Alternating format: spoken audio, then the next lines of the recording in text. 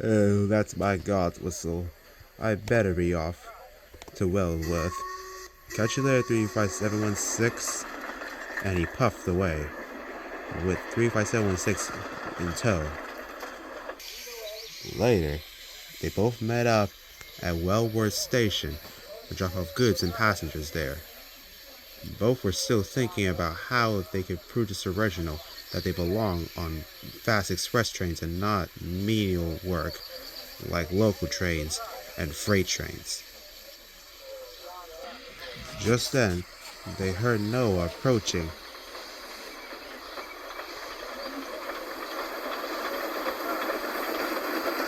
Sucks to be you, he said as he raced by. Can you believe what he just said to us? I did. Who believe it? How rude of him. After all we did for this railway and they can rub it in our faces like that. It's just not right.